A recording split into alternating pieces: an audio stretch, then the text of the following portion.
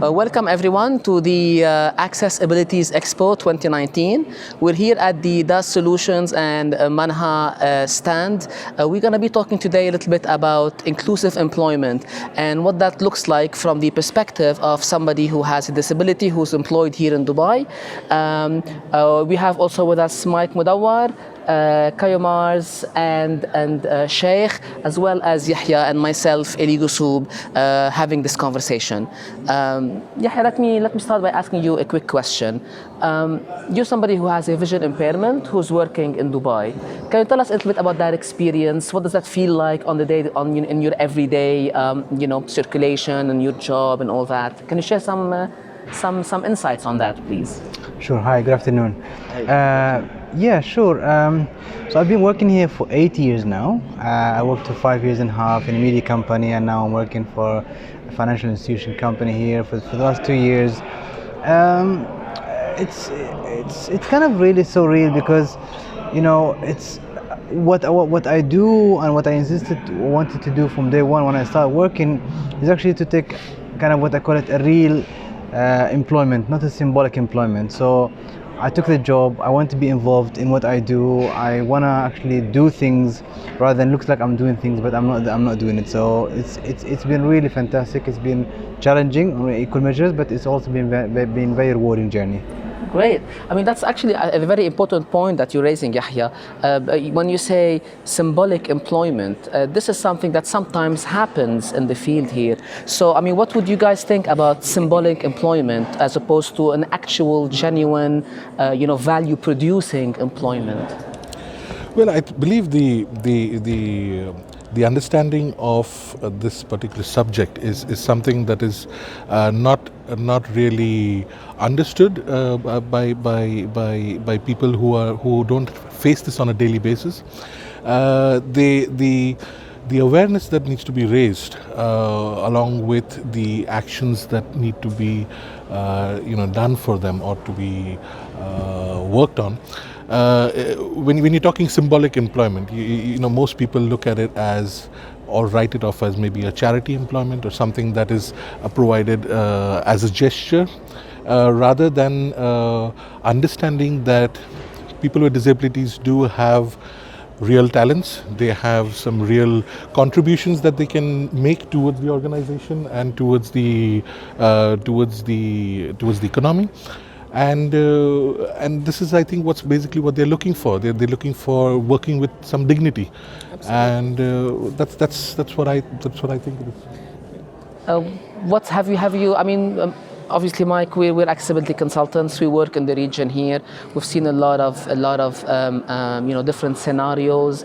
Has it been your experience that there are symbolic employments that do take place? And I mean, what should organization try to look at to try and go beyond these symbolic employments to employments that actually do matter? Because nobody wants to just hire somebody and chuck them in the archives department, with no real no real support and growth. Where can we start? Yeah, exactly. The list is long and long. Well, inclusive employment is not easy to implement these days. Well, where the technology is available, and we've been in the market for so long to understand that people with disability or people of determination are smart. They can be active in the community, and they can make a change by themselves. It's not easy to what can I say? To find a company that's willing to take that step forward. Yeah. They are not willing to take the challenge, but it's available. The guys are available in the markets. They are willing to give 100%. But it's not easy to find an employment, a company that open the doors for them and tell them, here you are, this job is yours. Most of the time we find companies, as Elie said, hiring people with disability or people of determination for clerk or for archiving or somewhere where they are not seen.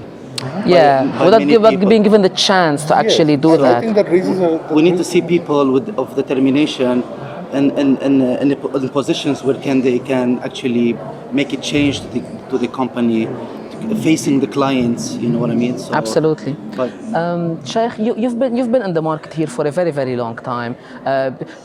You guys work with IT and these kind of solution and organizations. Have you had the chance to see inclusive employment happen in the IT industry? Do you feel that there are people who have disabilities who could add value in the IT field? Thank you, Elie. Certainly, I mean, it's been an awesome day for us today. All the while we have been oil and gas people with the digital transformation areas of the business. It's the things that we have witnessed today with respect to the people of determinations.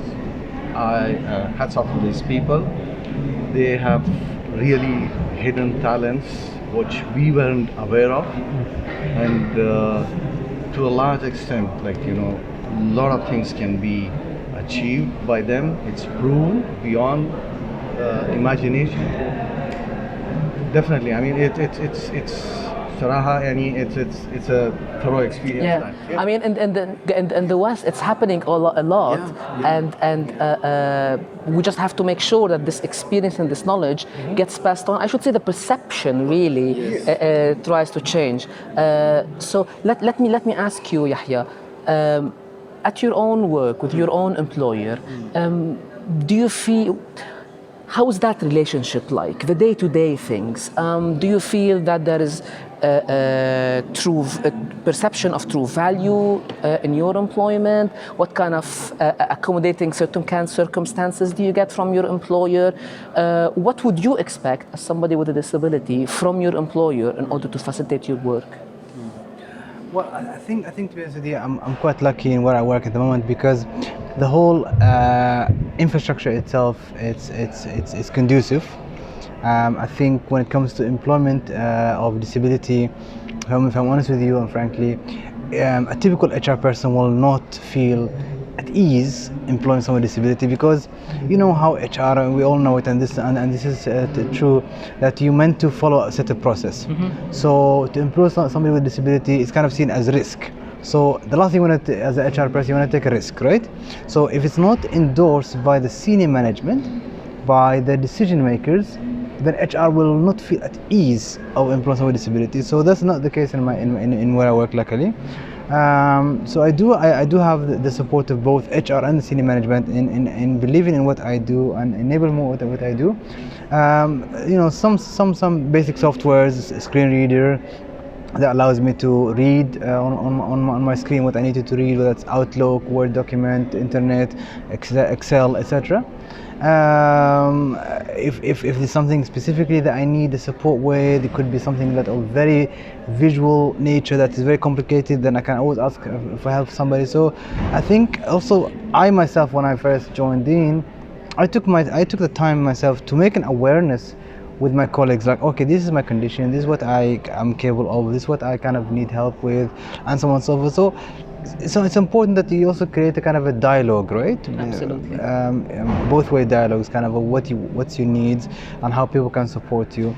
And it will take time, no matter what you say, at the beginning of the employment, for people to feel at ease and to get comfortable with that. And you need to allow that space of time for people for that period, for that transition to happen through. This is so good, because this is a topic that came up today during the first international conference on accessible tourism, which is held alongside the Accessibility Expo this year. This concept of a two-way street. You know, this year is the year of tolerance in the UAE, and that people of determination would benefit a lot if there's also a space given to people who may not be familiar with the right language to use while talking to people with disabilities, to try and get to that point.